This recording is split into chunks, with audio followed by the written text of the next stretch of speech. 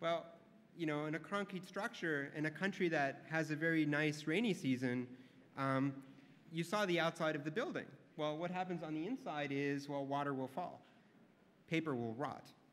And so this was 2 weeks ago. Apparently in May, things were a lot worse.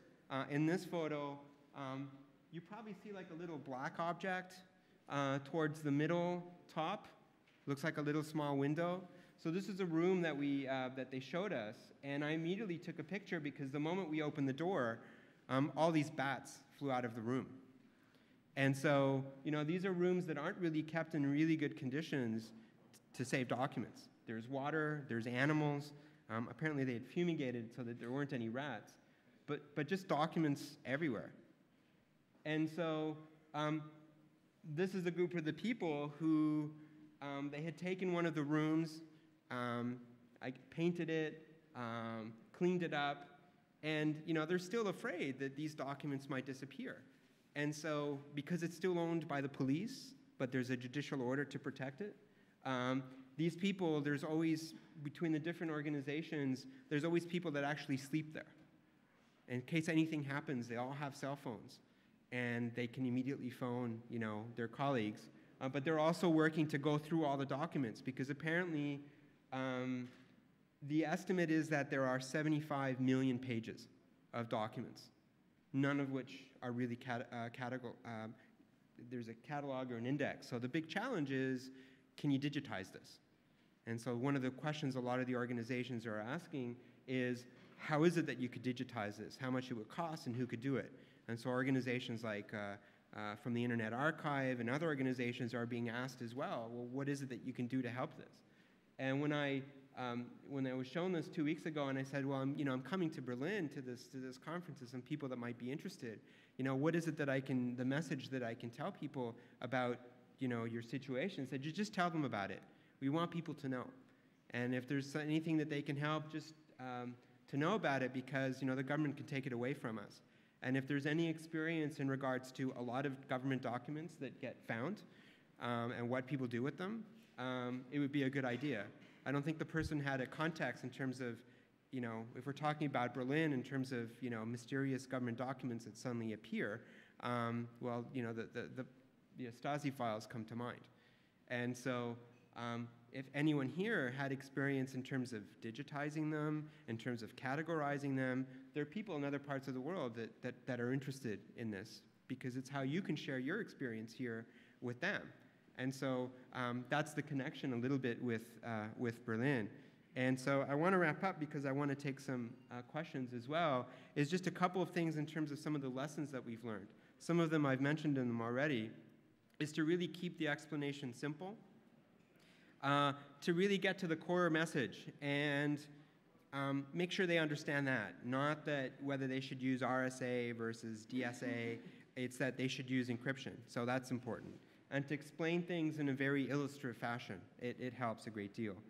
In regards to secure communications tool, there's a lot of tools. Everyone's knows about GNU-PG, PGP. They've been using it for a long time. But you know, I've had an experience of showing people for 4 years. It's a really great tool. You ask people 3 months later, are they still using it? And they go, no. Why? It's too difficult. And so when that's the problem, you know, what do people do? Well, depending on what platform they use, is sometimes they only encrypt the message, but not the attachment. Sometimes the plugins don't work, but sometimes the subject lines reveal what the message is. And so the tools have to get a lot easier. But the other thing, too, is to remember Ellison's law, which is that the user base for strong cryptography declines by half by each additional keystroke or mouse click that's required. And so what you really need to do is something that opportunistically encrypts, something that just occurs behind the scenes. If you're installing an operating system, if people are being shown how to use bootable Linux, Knoppix or other things, is to make sure all these things are built in and turned on. Because the moment they have to install something, it just may not be installed.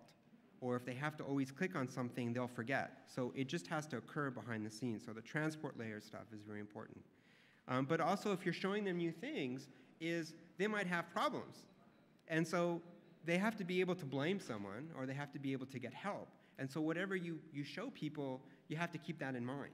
That, you have to, a lot of people say, well, just get everyone to use Linux. That's a really good thing, but if there's no one in the country who knows Linux, and you show them how to use Linux and they have a problem, they'll just uninstall Linux and install Windows again. And so maybe the thing is to find people who can train them with Linux, and then when they're ready, slowly move them over. And so there's some organizations that do that. We don't do that, but others do. What I put that is dependency on foreigners is a bad thing. So they should be able to do it themselves. Again, not only do we need good crypto, but we need usable crypto. That's very, very important and needs to be turned on.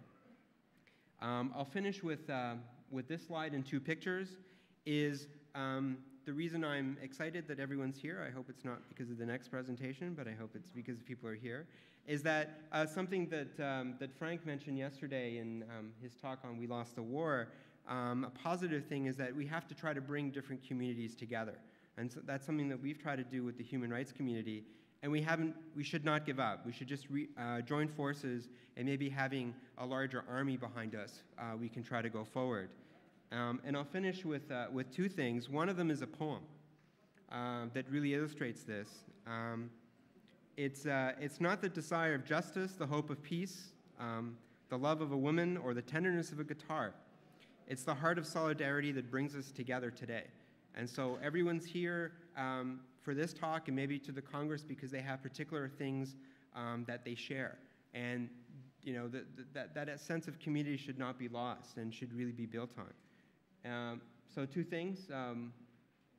And this is something in Spanish. It shows a community and it says the democracy is work of everyone. So we all have to work together.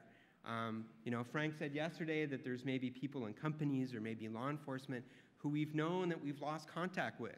Well, we really need to work with everyone together, and it's really important. And here's the poem that you saw. This is outside of a bar in Guatemala City that was translated. So again, I thank everyone for the talk. I have, I think, about maybe 3 or 4 minutes. I took some questions earlier. Are there any questions or comments people might have now? If not, I'll be available as well. Any questions? Any questions? Going once? There are 2 microphones. Well, again, I thank everyone. I'll be available afterwards if anyone has any comments. So again, thank you for listening to my talk.